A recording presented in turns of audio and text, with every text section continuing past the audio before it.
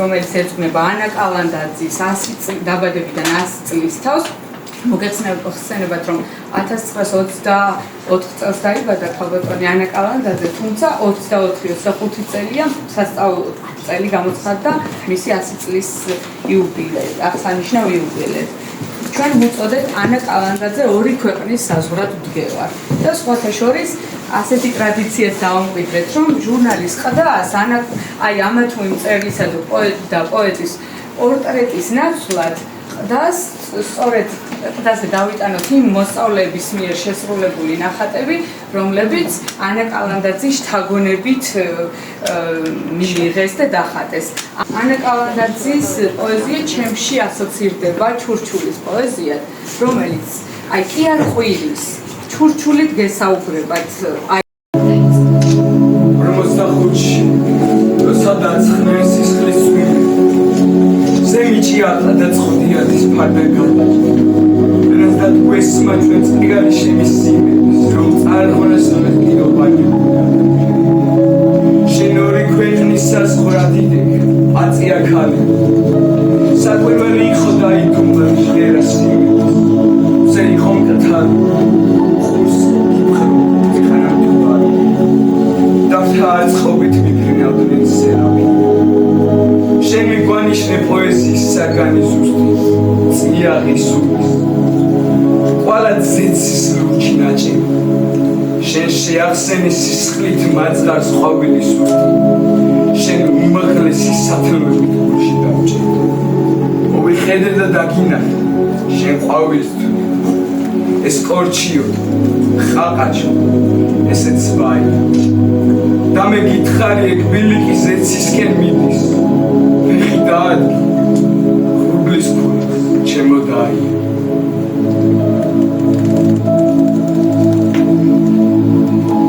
ანა კალანდაძე დაიბადა 1924 წლის 5 დეკემბერს ჩოხატაურის რაიონის სოფელ ხიდისთავში. საშუალო სკოლა დაამთავრა ქუთაისში 1950 წელს. იმავე წელს სწავლა განაგრძო თბილისის სახელმწიფო უნივერსიტეტში ფილოლოგიის ფაკულტეტზე, რომელიც დაამთავრა კავკასიური ენების სპეციალობით.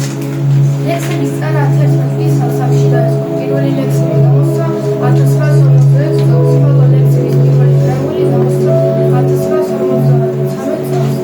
ანა კალანდაძის ლექსები თარგმნილია რუსულ, ინგლისურ, ფრანგულ და სხვა ენებზე. 1972 წლიდან მუშაობს საქართველოს მეცნიერებათა აკადემიის წყალუჩიქულოს სახელობის ენათმეცნიერების ინსტიტუტის ლექსიკოლოგიის განყოფილებაში, უფროს მეცნიერ თანამშრომლის თანამდებობაზე. ეს წოდება სამეცნიერო ხარისხის დაუწოდად მიენიჭა მას 1973 წელს ინსტიტუტის გადაწყვეტილებით. 1993 წელს მიენიჭა თბილისის საპატიო მოქალაქის წოდება. 1995 წელს ციკლისათვის თავაწეული ქართული დროშები და ბოლო წლებში გამოქვეყნებული მთელი რიგი ლექსებისთვის მიენიჭა რუსთაველის სახელმწიფო პრემია. იმავე წელს მიენიჭა გალატიონ ტაბიძის სახელობის პრემია.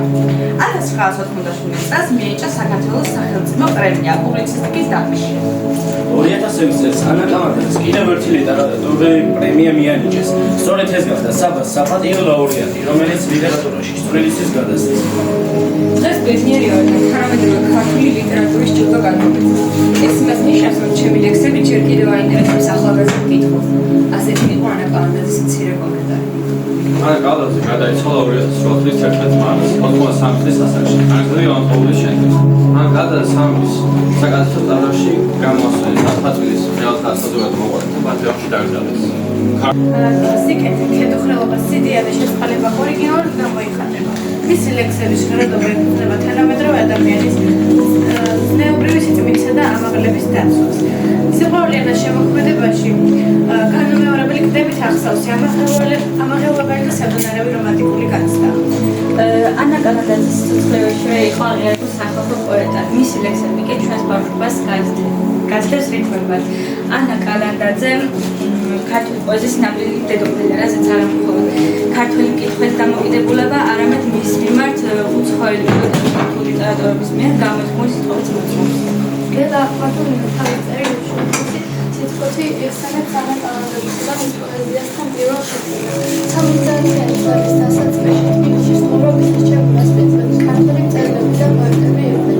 როგორც კი პოეზიაზე ჩამოვარდება საუბარი, ყველა ანა კალანდაძეს ახსენებდა. მისი რამდენიმე ლექსის რუსული თარგმანი წაკითხული ჰქონდა, რამაც ძალიან თბილისში თავმოყრილი დაგიტოვა ამ პროექტზე. შედებაზე კი თავადაც მომწონდა და რამდენიმე ლექსი წაიკითხა. ეს იყო დაუვიწყარი სიტყვები, ფრაზები, რითმები. თითოეული ლექსი ჩემს წარმოსახვაში ულამაზეს ნახატებად იშლებოდა. მოგვიანებით მომეცა საშუალება ამას ლექსები რუსულად მეთარგმნა. გამოიცა კრებული და უდიდესი წარმატებით სარგებლობდა. თარგმნისას კი ჩემს სამუშაო თავში საქართველოს მშვენიერი ბუნება ეშლებოდა და თითქმის იმ ისტორიულ ადამიანებსაც ვხედავდი, რომლებზეც ანა კალანდაძე წერდა. მე ვარ მარია მოხრაშვილი და წარმოგიგებ მურმან ლებაიანძის ლექსს, რომელიც ანა კალანდაძეს მე-20 საუკუნის ერთ-ერთი მნიშვნელოვანი მოადგილე მურმან ლებაიანძე ანა კალანდაძის გულშემატკივარი იყო სიცოცხლის ბოლომდე და მის შემოქმედებას ძალზე დაფასებდა. ეს კარგად იკვეთება მის ნაწერ მითუმაში ანა კალანდაძის, რომელშიც ნაჩვენებია როგორ ძლიერი ადამიანი იყო ანა. ბანკში ჩამოიყვანა. იდგა თბილისი როგორც სერიგნე ხმალ შემართული ზარის ციხეს. გრუბლები უკვე დაიზნენ ქარში და მიაშურეს პირისფერი გათემა. ასეთი დარი თუ იყო მაშინ, ოდეს თბილისს აიკლეს პარსთან. ქარი გიმღერის ნანას, ხაბარს კი ამბობს ჭადარი. ძრწემა ლექსი თამავს, ეჭვებით ნაავადარ. საქართველო ლამაზო, სხვა საქართველო სადარი. ცა ვარსკვლავებით იქნება, ცა არც არის ისადარი. თვარე რომ ამოწყინდება, გული გაფრენად მზადარი. დიდება, შენი დიდება, სხვა საქართველო სადარი. შეხედე ცა, ძალიან დაუსაბამო. ცას შერევია თეთრი ღრუბლები. ცა ხვაშიანი, რატომ დამალო? ჩამოფრინდები შენს ლურჯ ტოებზე, ჩამოფრინდები იასამი. ლამის სახში შემომიჭრას, ლამის თავზე გადამისვას ხელი, დამიძახებს, თვალს ჩამიკრავს უნდა, ხე მაღალი, ხე ზურმუხტის ფერი. რა ჩურჩული ესმით ჩემ თავზე, რა ჩურჩული, დამდაგველი მწვენი. ლამის სახში შემომიჭრას თურქული, ლამის წელზე შემომხულის ხელი. ფეხი დამადგით, უზე დამადგით, ფეხი ყოველი. წყალობა ყავით, საქართველოს ხოვნის მყობელმან, ვისურვე დავით.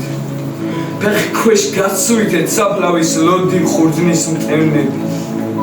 ასეთი ცოდვა რა გვაქვს მეფეო მიუტევები. თუ ეს მაღალთან თავდაბლობა, ოდით და ოდით. თუ ცოდვილი ხარ, მაშინ მეფეო რაღაცნან ცოდვით. სული სიმშვიდის ვერსით მპოვებდა. ფეხი დამარგით, გულზე დამარგით, ფეხი ყოვებდა. ლურჯი მწვერვალებს, ქარი ძისფერნის შეყვავდა და როდესაც ბარში ვარდნი ყვაობდნენ, თოვლი იტო ჯავახეთის ხათაზედა და ტყეებში ქარიშხლები მყავდნენ. მოჰკიოდა, ქარი ღრუბლებს მოჰკიოდა და დაფარავას ტბასა ზედაც წოდა ქარი, მოდიოდა, ნინო მთებით მოდიოდა და მოჰკოდა სანატრელი ბაზის ჯვარი. ვით ფოთოლი შენი ზეზე მოციმციმე ქარებს აღყონია და წასულა შენგან, გაფრენილა შენგან მიწას დაჰკონია. ისე გული ჩემი სხვათა უტყვი გამგონია. არ ვახსოვარ ალბათ ჩემო მაგნოლია. ჩვენ ცხრათვალა მზეთა დამცვინვარე სხვათა ტრბობა გაყოლია. მიგვატოვეს ალბათ მათ სამხრეთის ქართა რაღაც არ მგონია. მაგრამ გული მისი სხვათა უტყვი გამგონია. მე არ ვიცი რატო, არც შენი ცირათა, ჩემო მაგნოლია. და რა ქალი ხელის გულით სატარები, რა თვალები ელვის ცეცხლის დამჭერები. ბოშა ქალი ვარსკვლავების სადარები შეხედეს და შეუყურთხეს გამჩენი. მეზღვაურებს გამომწვევად გვერდსაუბრებს, ეთყვიან და ისიც ეთყვის სულიკოს. ხელგაშლილი გადუდგება მეზღვაური, მხოლოდ ერთხელ მაკოცევა სულიკო. მოყავთ შუშანიკი, ტანჯული, ქვემული, ფოთოლნიტირიან ოქროსფერისანი. ნისლებს ეფარება ცაიდიდებული, ქარმაში არხიან ტოი ძეწლისანი. ილოცვიდეთ ჩემს, უთხრა მტირალ ხალხსას, ხენი თავებს ხრიან ძაძის შენამყოფ. მოკვდა შუშანიკი, სთუესას, თულისას და ცხოვრებას მისას წერდა იაკობ. სარკვარი სხივი, როგორ ქირქილებს ბროწეულებზე. იმას ჰგონია, აქ განზრახ შეხვდნენ ჩვენი გულები. ჩქარა წავიდეთ, თორემ სიჩუმით დაგანცულები. პირს რომ გახსნიან, ალბათ გაგვცემენ ბროწეულები. თუ დავიხრჩვება, ღვინომ დამახჩოს, გავდე ყაყაჩოს, სათის ხალიდან. ძლივს მობარბაცებს მთვრალი ყაყაჩო, ომარ ხაია. ფული თელი, ბედის ფლოქვები, მოკვდა, დადუმდა უკვე დიდი ხანია. სულს მაინც შერჩა ღვინო დოქები, ომარ ხაია. შენ მე ყოველთვის მომცემ წყნარ საშუს, სულთ დასამკვიდრებს. და მშვიდად სათა ამოედება ვარსკვლავი კიდე. დაუბრუნდებათ თავისი ფერი დიდებულ ნაძვებს და კვლავ სიჩუმე მოიცავს დღეებს მიდართა ტაძრებს. შენი სიღრმა ხარ, ქართულოცაო, შენი სიღრმა ხარ. სამყარო შენს ქვეშ მტრად შემოსულა ვერ აღინახა. ვერცა ოსმალო, ვერცა მონღოლმა და ვერცა სპარსმა. შენი დიდების მომღერალია ოშკი და სარსმა. ბებერიტაო, შენი სიღრმა ხარ, ისე ფაქიზე, ქართულოცაო.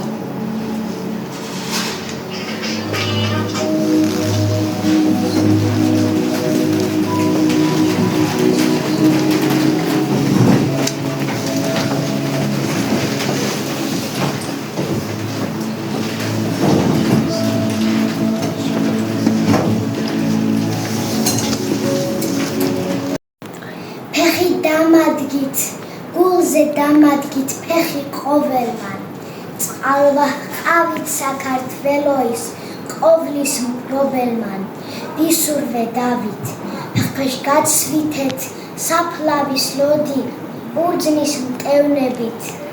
ასეთი ცოდვა რა გაქვს მეფეო, მიუტევები, ღირს მსახურებდი, ქართული მიწაწყალს რაი გადარდებს. გასწიე იგი იკოფსითგან დარუბანდამდე. თუ ეს მაღალთა თავდაბლობა ოდით და ოდით. თუ ცოდვილი ხარ მაშინ მეფეო, რა აქნან ცოდვილთ. სულის სიმშვიდით ვერსით მპოველთა. ფეხი დამადგით, გულზე დამადგით ფეხი ყოველთა. პედაგოგებო, ბავშვებო, მშობლებო, მობრძანებო, სტუმრებო, დიდი მადლობა ანას გახსენებისთვის, ანას პატივისცემისთვის და ქართული პოეზიის სიყვარულისთვის. ძალიან დიდი ბედნიერება არის თქვენთვის, რომ ანას გარდაცვალების მერე არ შეწყვეტილა ანას სახელის ხსენება, ანას დახასება, ანას პატივისცემა. ორი ქვეყნის საზღვრად ვდგევარ, გულო რისადმე ხურები, სხივი მიმკვდარი, სხივი მიმკრთალი, მკვდართა მზევარ, ჩემს სხივებში ჟღურტულებენ ბეღურები. ეს არის ლექსი. ხოდა როგორ იწერება ლექსიო, რა ხშირად მოუციათ კითხვა დარბაზიდან, როგორ იწერება ლექსიო. ჩემი პასუხი ასეთი და ეხლაც ეს უნდა გავიმეორო, კიდე კარგი, არ ვიცი როგორ იწერება ლექსი, მე არ ვიცი როგორ იწერება საერთოდ. რაღაცა ხდება.